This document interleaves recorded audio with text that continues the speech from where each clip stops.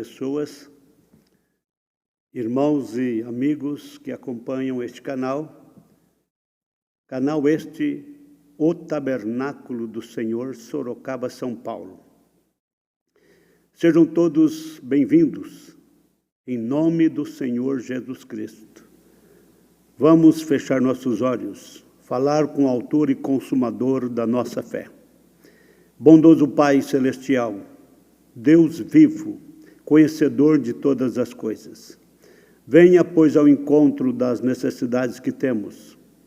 Olha para estas famílias carentes, olha para este casal que precisa da sua ajuda, do seu socorro. Senhor, pais que estão passando dificuldades com seus filhos, suas filhas, entra, ó Deus, com providência para este pai e para esta mãe.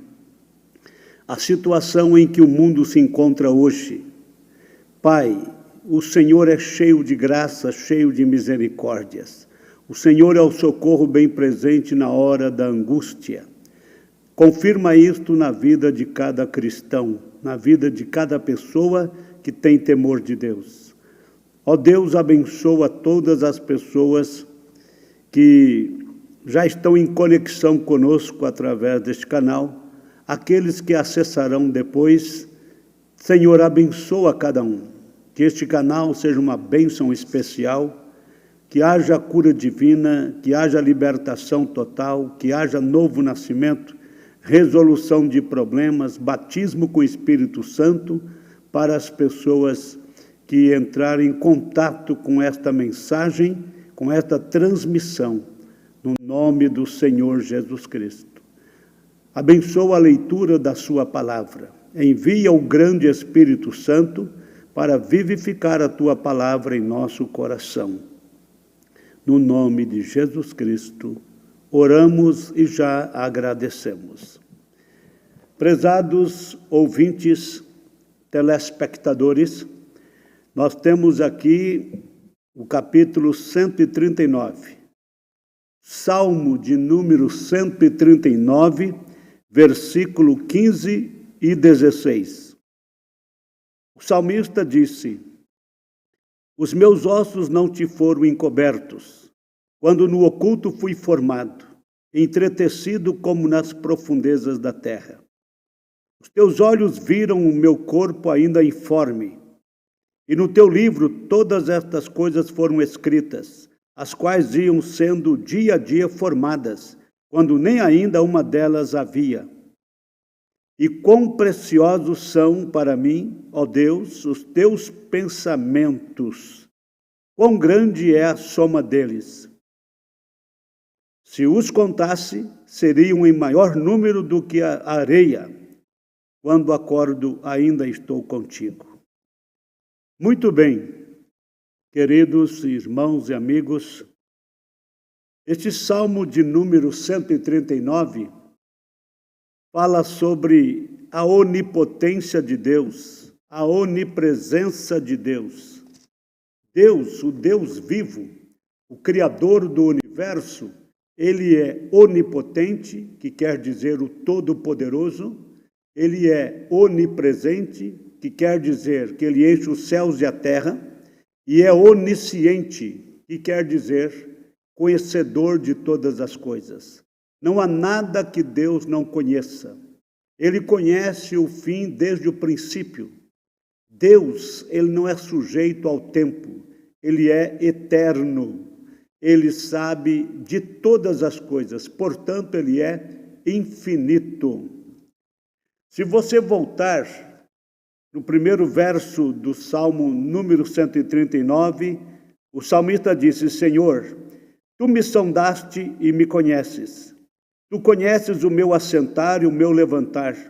De longe entendes o meu pensamento.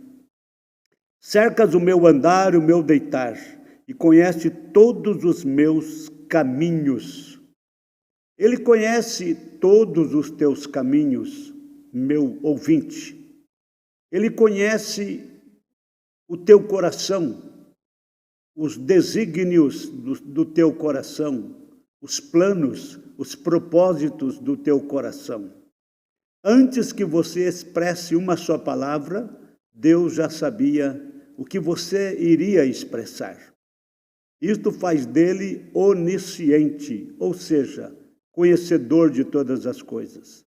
Quando você olha para os céus, pontilhados de estrelas, a lua, o sol, você vê a imensidão dos céus. Olha para a terra, olha para os mares, e tudo que está criado sobre a terra, nos céus, nos mares, nos rios, você vê o poder que ele tem.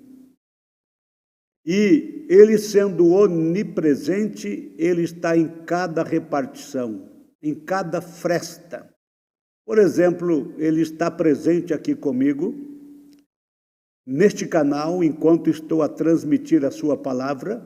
Ele está presente aí com você na sua casa, se você está no seu posto de trabalho, se você está no seu automóvel, onde quer que você esteja, Deus está presente.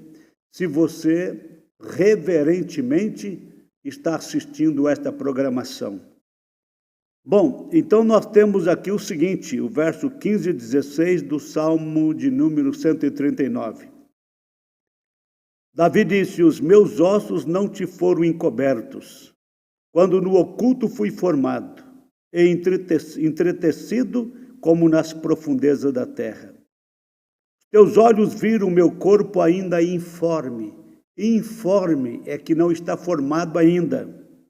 Ele disse: os teus olhos viram o meu corpo ainda informe, e no teu livro todas estas coisas foram escritas. Então tem livros. Deus tem livros. E no teu livro todas estas coisas foram escritas, as quais iam sendo dia a dia formadas, quando nem ainda uma delas havia. E quão preciosos são para mim, ó Deus, os teus pensamentos. Quão grande é a soma deles. Nós vamos falar sobre os pensamentos de Deus nesta programação, sobre os eternos pensamentos de Deus. Nós vamos passar por algumas referências bíblicas, mas chegaremos aos eternos pensamentos de Deus.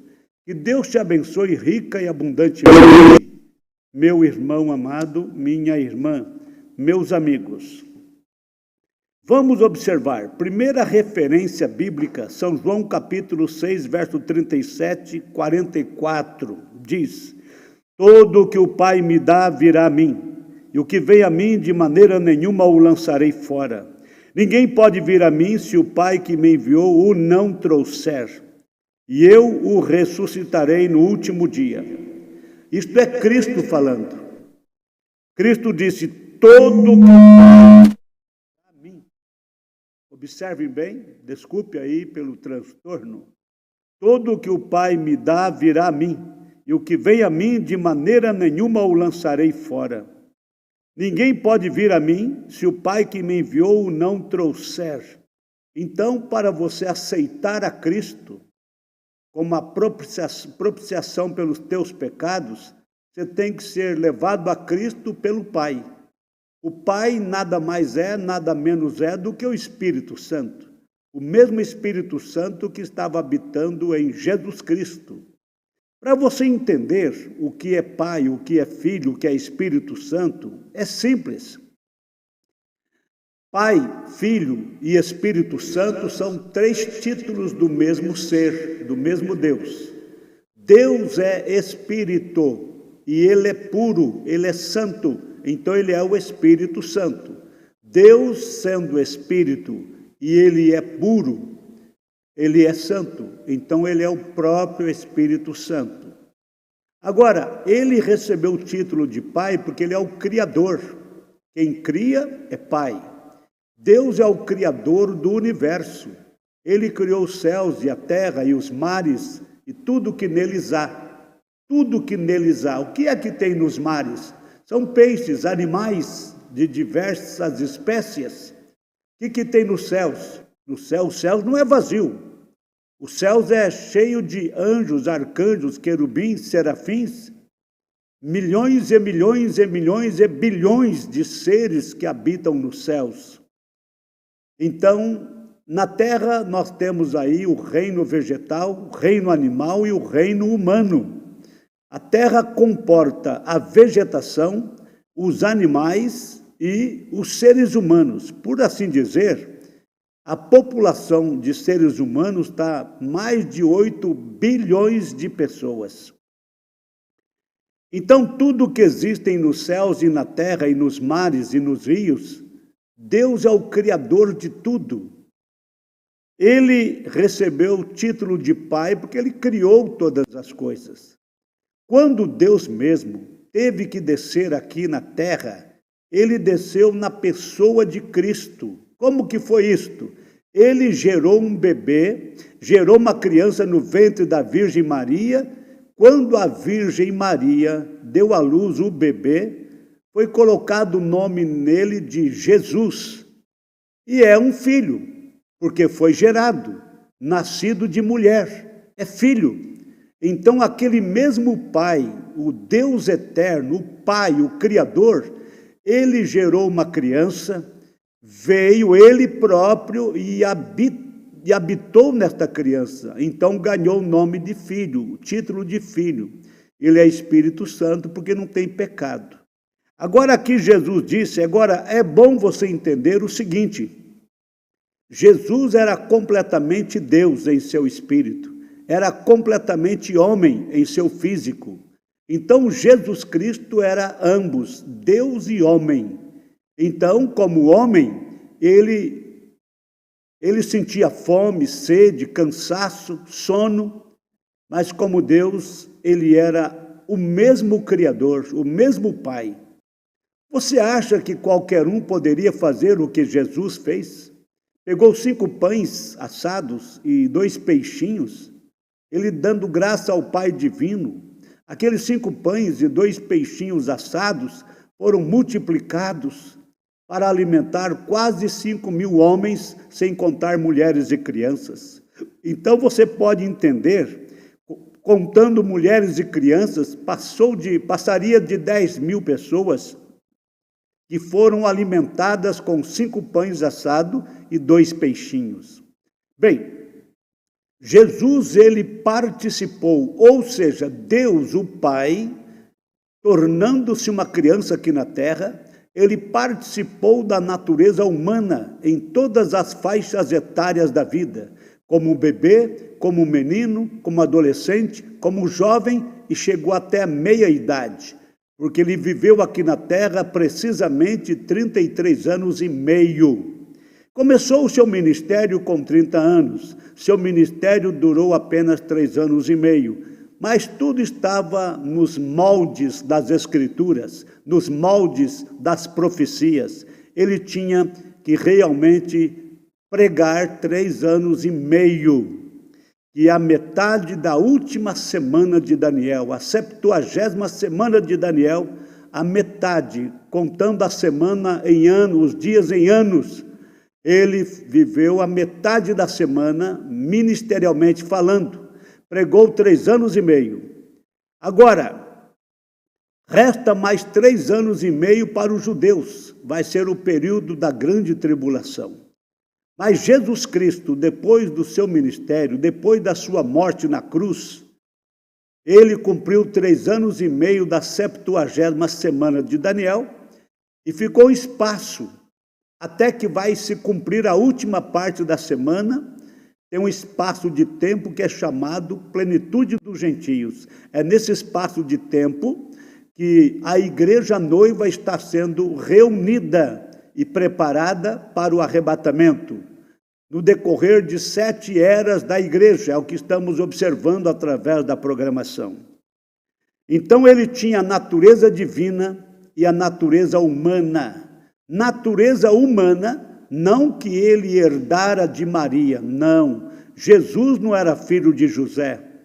Jesus foi gerado pelo Espírito Santo. E o Espírito Santo, eu já disse, é o próprio Espírito Deus. Então, Jesus, aquele corpo de carne e sangue, foi gerado no ventre da Virgem Maria pelo Espírito Deus, ou Espírito Santo, como queira. E quando aquele menino foi dado à luz, então Deus, o próprio que o gerou, encarnou naquela criança, ganhou o título de filho. Já tinha o título de pai, ganhou o título de filho. E por ser o Espírito puro, sem mancha, sem pecado, ele também tem o título de Espírito Santo. Então, como homem, como a natureza humana, Jesus Cristo sentia fome, sede, cansaço e sono, e dores também. Então, quando ele tinha fome, sede, e quando ele ficava cansado, era a natureza humana. Mas quando ele pegou 5 pães assados e 2 peixinhos, e multiplicou aquilo para alimentar milhares de pessoas, isto era mais do que um homem. Quando ele disse, Lázaro, sai para fora, um defunto que estava em estado de putrificação, estava apodrecendo, seu nariz já havia caído, ele voltou à vida novamente, isto é mais do que um homem.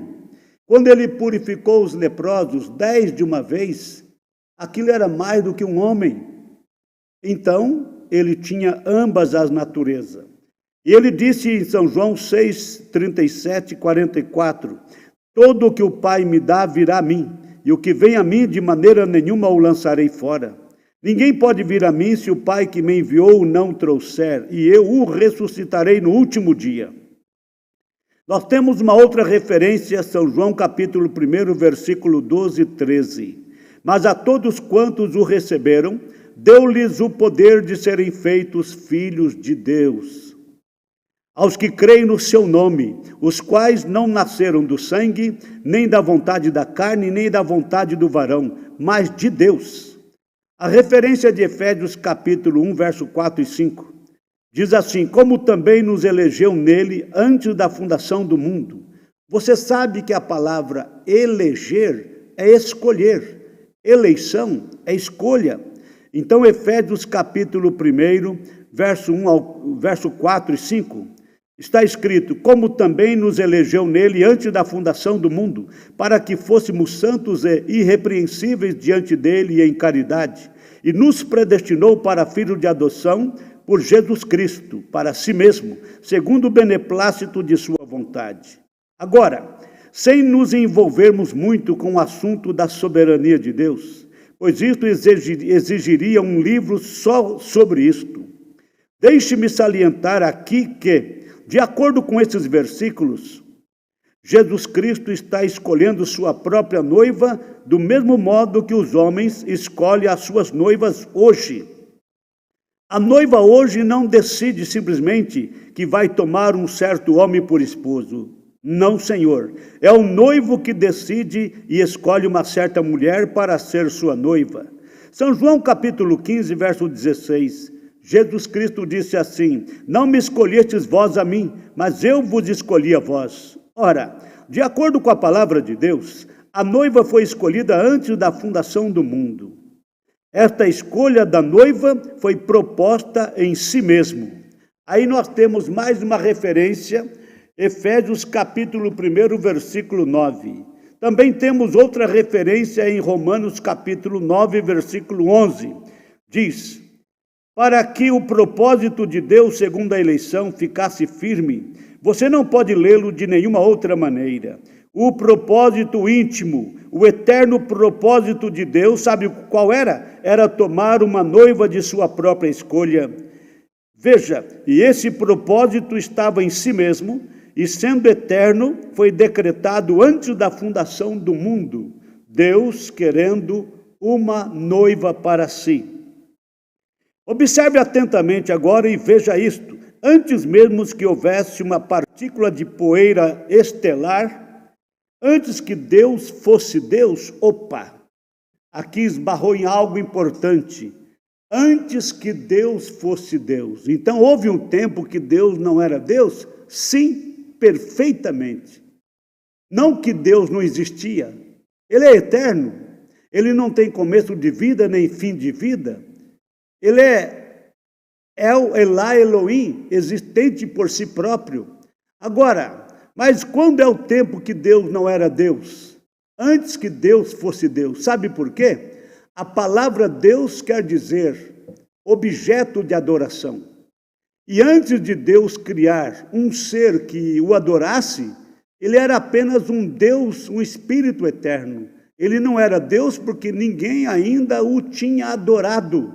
Então, quando ele criou os anjos, os arcanjos, os querubins, os serafins, bem, aí aqueles seres angelicais adoraram-no. A partir deste momento, a partir daquela adoração, ele passou a ser Deus. Ou seja, aquele Espírito eterno passou a ser adorado. Mas antes que iniciasse a adoração, Deus ainda não era Deus. Ele era o eterno.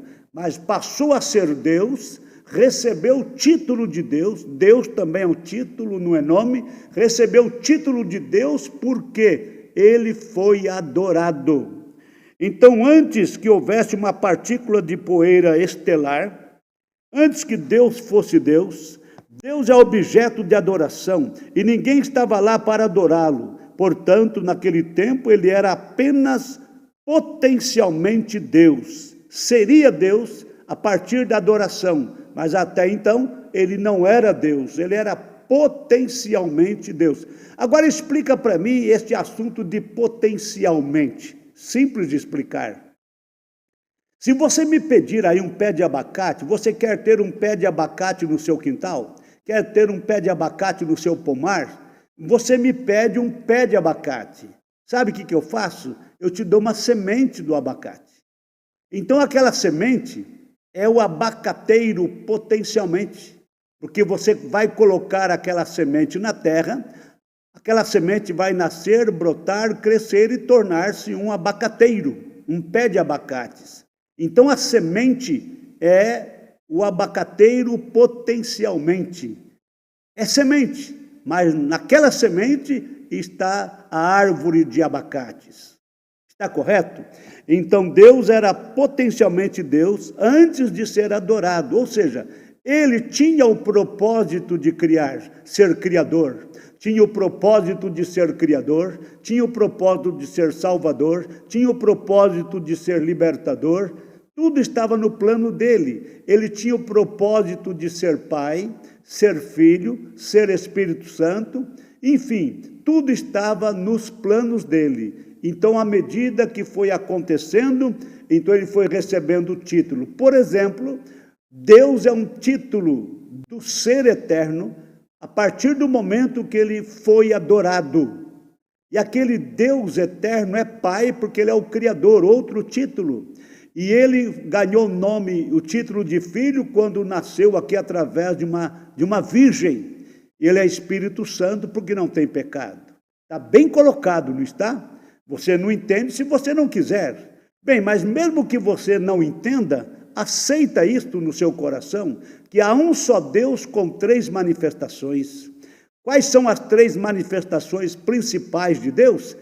Pai, Filho e Espírito Santo.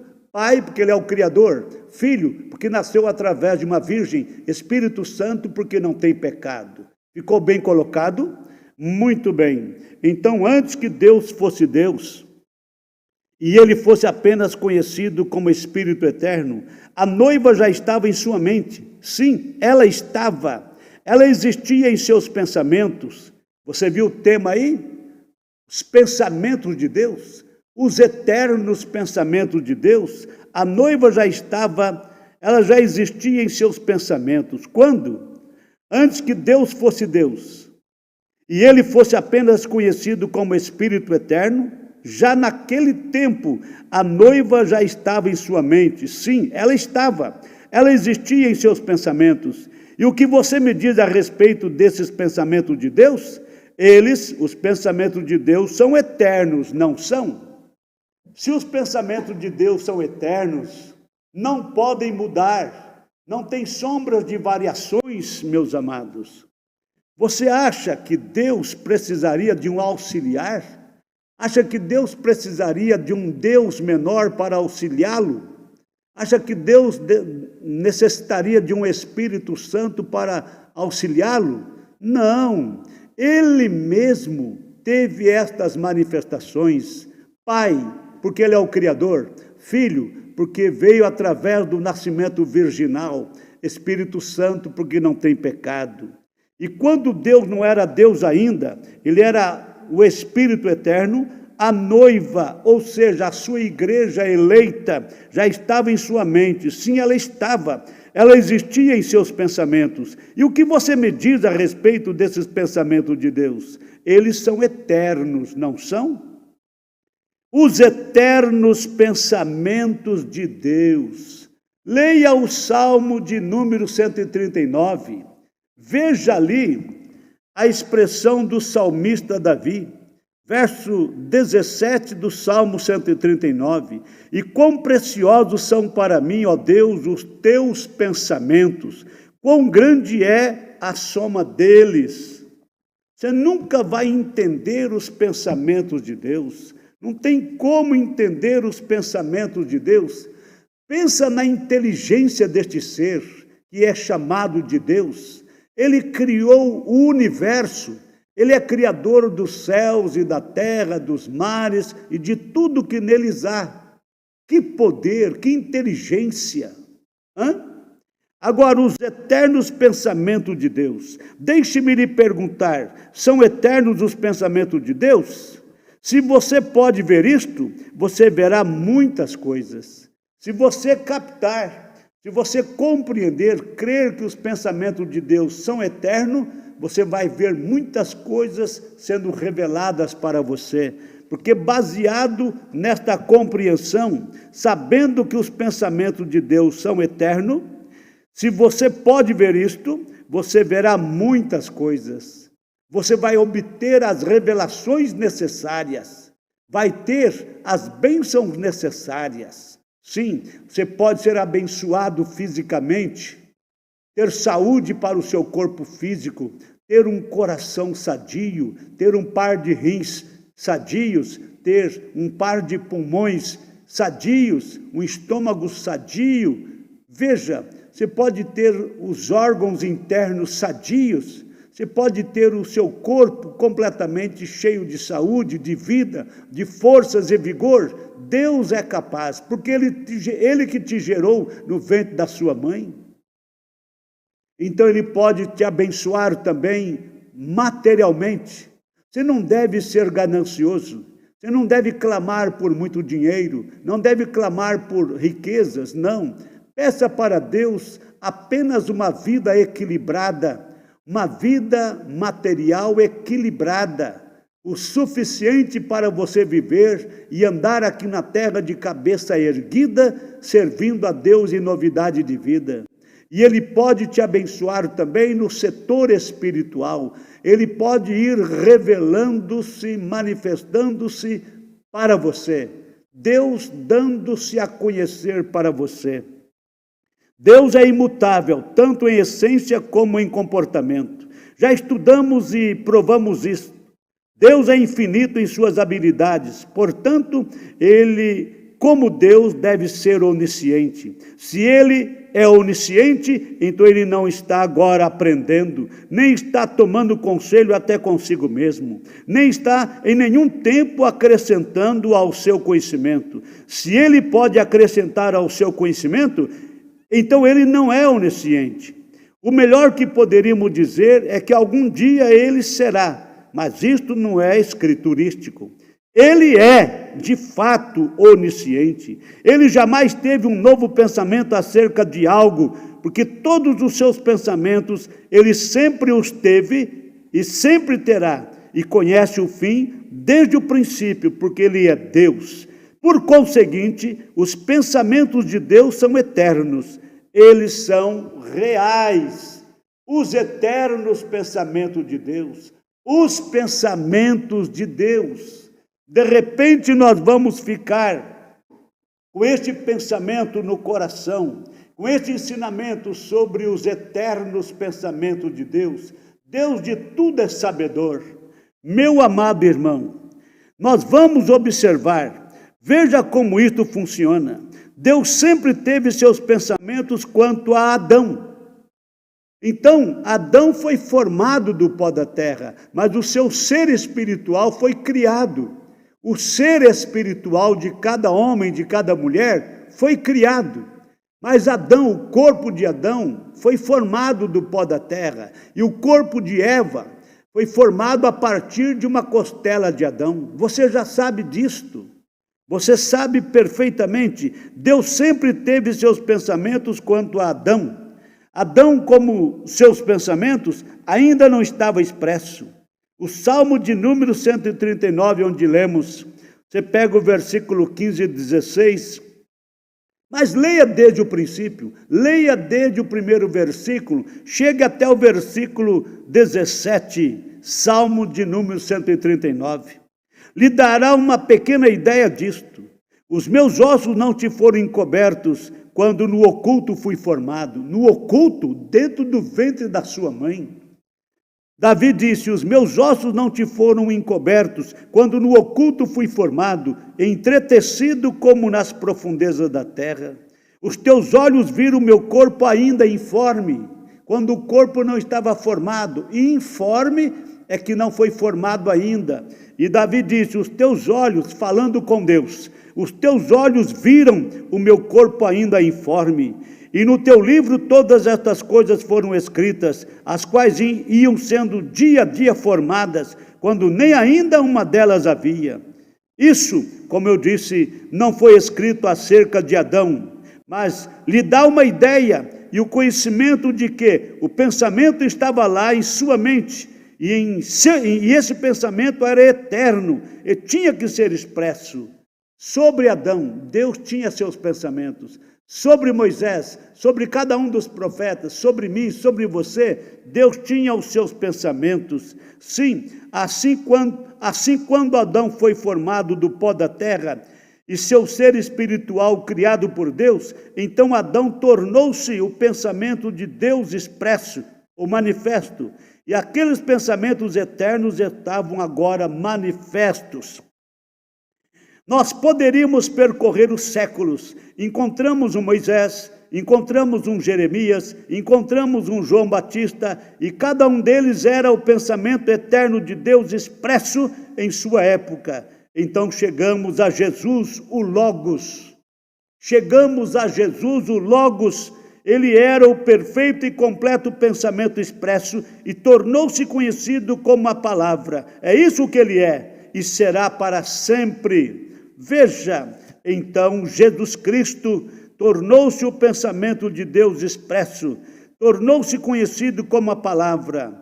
É isto que João disse no seu capítulo 1 do seu evangelho.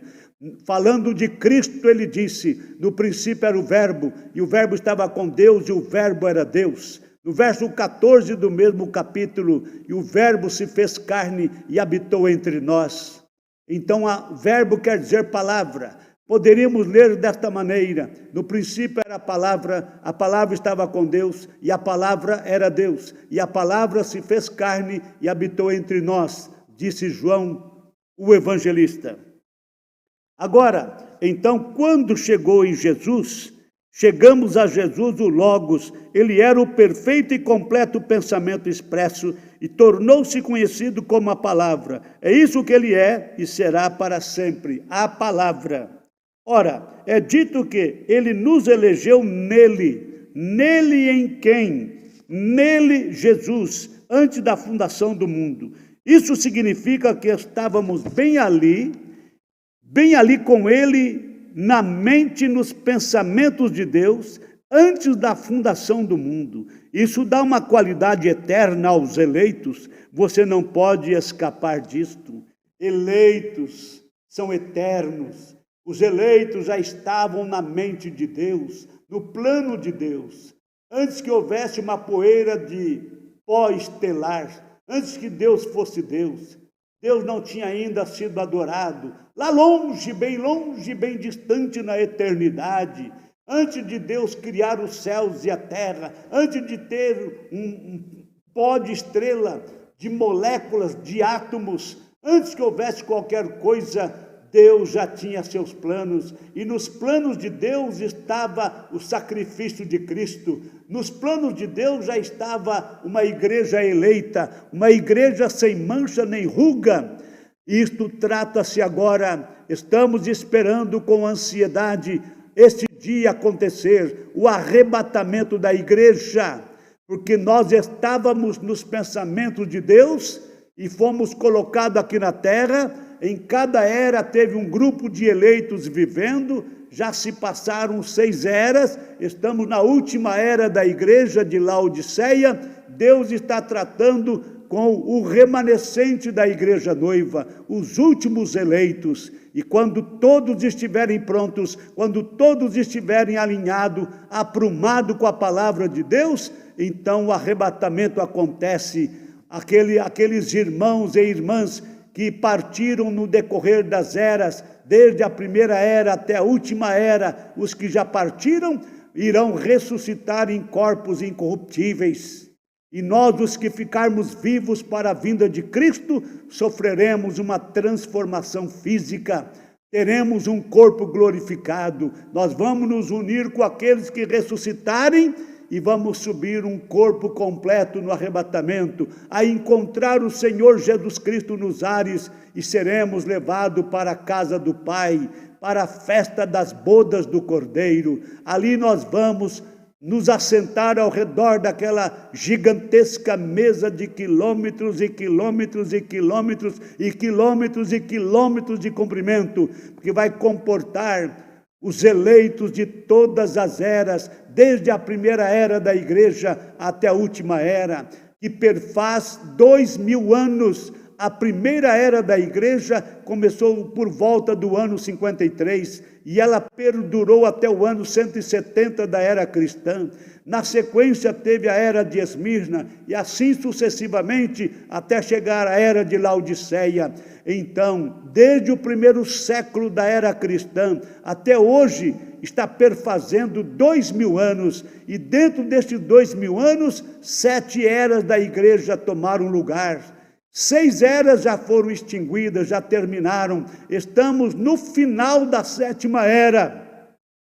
O arrebatamento vai acontecer. Iremos no arrebatamento, encontraremos com o Senhor Jesus Cristo nos ares e seremos levados para o céu dos céus, na presença de Deus. E ali teremos uma festa de casamento, bodas do Cordeiro. Vai durar não somente um dia, não somente uma semana, não somente um mês, não somente um ano, mas a festa vai ser tão maravilhosa, tão grande, tão especial, que vai durar 3 anos e meio, exatamente os 3 anos e meio de tribulação aqui na terra. Simultaneamente a igreja noiva estará em festa nas bodas do Cordeiro. Terminado isto, esta terra será purificada com fogo. Primeiramente vai ser purificada com fogo atômico. Depois o milênio será estabelecido aqui na terra. Cristo descerá com sua esposa, porque até nesta ocasião já estará casado com sua igreja. Já não é mais noiva. Noiva é antes do casamento. Pós o casamento, agora é esposa. Então, vindo das bodas do Cordeiro, Cristo com sua esposa, nós vamos reinar o milênio aqui na terra. Para quem não sabe, milênio refere-se a 1000 anos aqui na terra. Nós vamos viver 1000 anos aqui na terra. É um espaço de tempo ainda. O milênio não é a eternidade, é um tempo aqui na terra que somente os eleitos irão gozar destes 1000 anos de paz aqui na terra. Os eleitos e os 144 mil judeus, o remanescente de Israel, será o eunuco da igreja de Cristo aqui na terra no milênio. Depois do milênio, então haverá a guerra de Gog e Magog, a última guerra, mas Cristo vai derrotar o diabo, a besta, o falso profeta, vai lançá-los no lago de fogo e enxofre, e esta terra vai sofrer outra purificação, a purificação do fogo de Deus. Aí então a nova Jerusalém, a cidade santa, descerá dos céus à terra.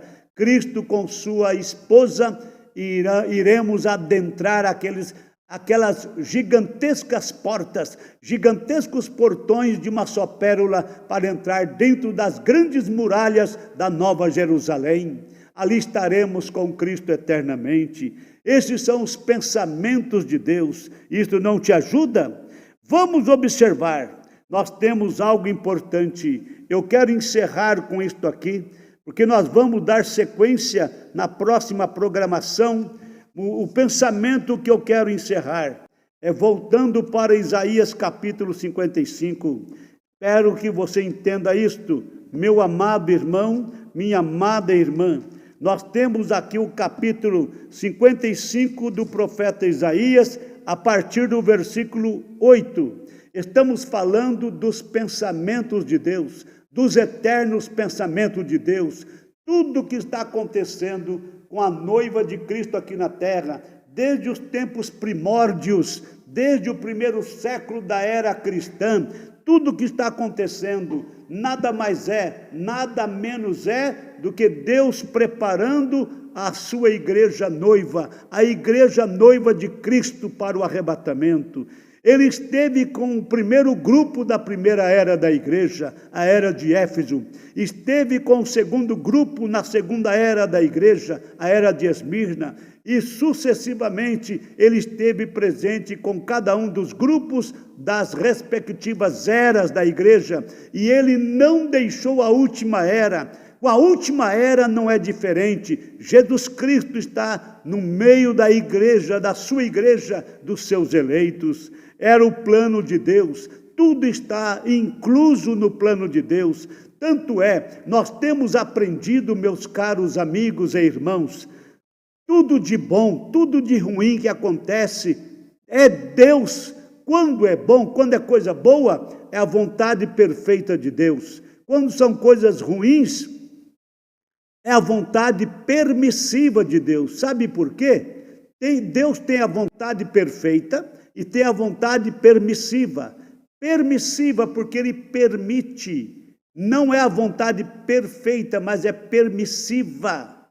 Então, na vontade perfeita de Deus, todas as coisas boas acontecem, mas na vontade permissiva tem doenças, problemas, angústias, tristezas, pandemia, tudo isto acontece, mas nada disto aconteceu e acontece se Deus não permitir. E tudo que Deus permite acontecer tem um propósito, tem um significado.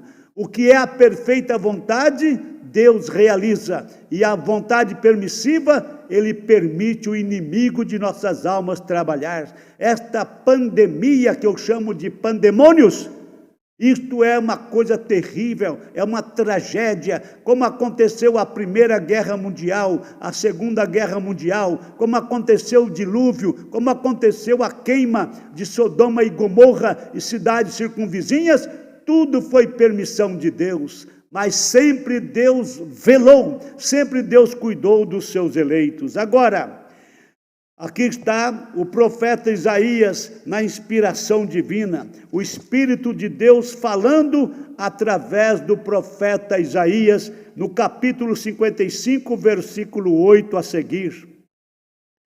Porque os meus pensamentos não são os vossos pensamentos, o que vale dizer, os pensamentos de Deus não são pensamentos humanos, por mais inteligente que o homem seja, ainda que os homens sejam cientistas, mas ele disse, os meus pensamentos não são os vossos pensamentos, nem os vossos caminhos, os meus caminhos, diz o Senhor. Então Deus está dizendo, meus pensamentos são diferentes dos pensamentos humanos, meus caminhos são diferentes dos caminhos humanos, porque os meus pensamentos não são os vossos pensamentos, nem os vossos caminhos, os meus caminhos, diz o Senhor. Porque assim como os céus são mais altos do que a terra, assim são os meus caminhos mais altos do que os vossos caminhos, e os meus pensamentos mais altos do que os vossos pensamentos. Vê? Então nós temos aí os pensamentos de Deus, os planos de Deus. Agora você existe aqui na terra, meu irmão, minha irmã, você está respirando o fôlego de vida ainda, você está desfrutando do oxigênio que Deus criou para a manutenção da tua vida. Você respira o oxigênio, Deus manda o sol, a chuva, para produzir o alimento para nós, para você, para mim. Veja, há milhões, bilhões de pessoas na face da terra, e Deus tem mantimento para todos, tem fartura de arroz, de feijão, de trigo, enfim, todos os produtos do gênero alimentício, e tem também frutas e verduras e legumes, tem também carne animal para o nosso alimento. Deus manda a chuva, Deus manda o sol, Ele faz o seu sol se levantar sobre bons e maus, faz sua chuva descer sobre justos e injustos.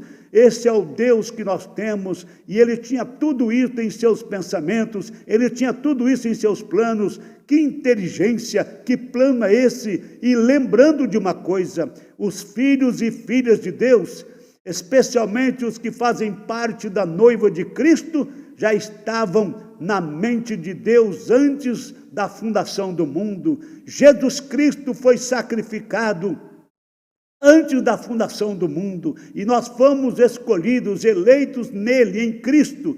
O mesmo Deus que pensou numa igreja noiva, Ele pensou em um sacrifício perfeito.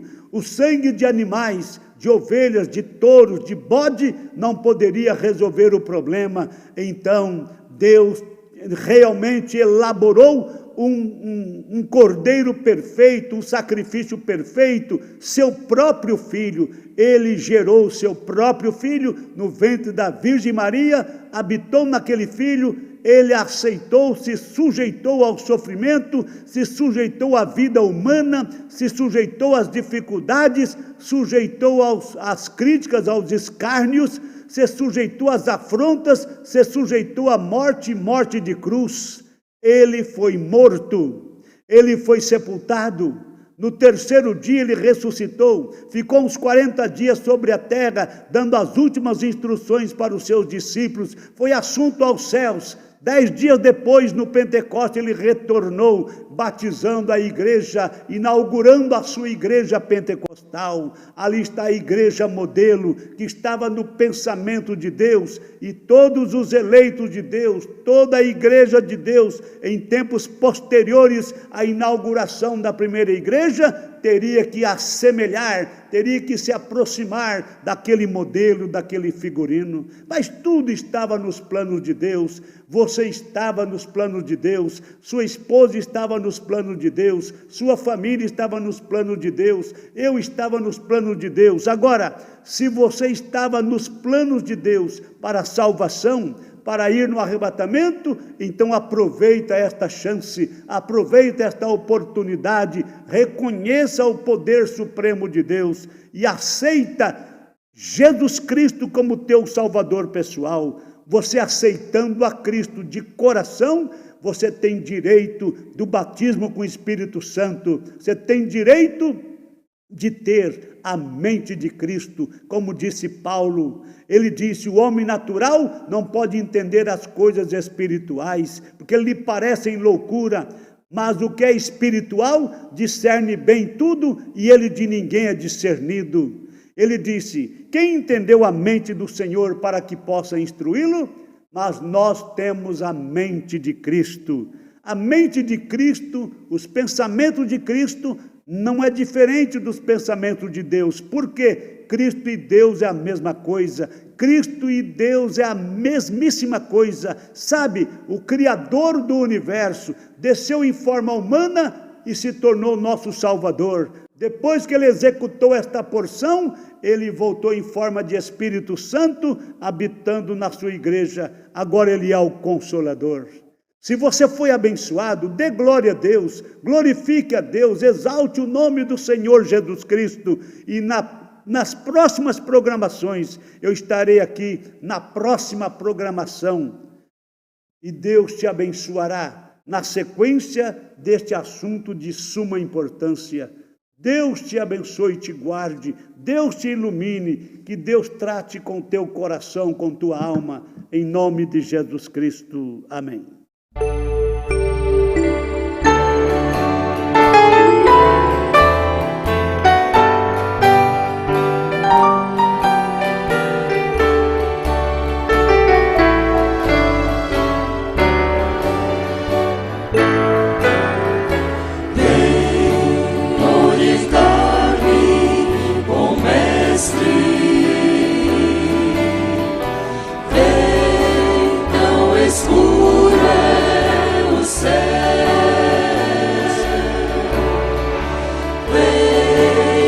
conceder-me tua graça. Toma meu corpo e meu ser. Vem como a vida que brota. Vem, fortalece meu ser.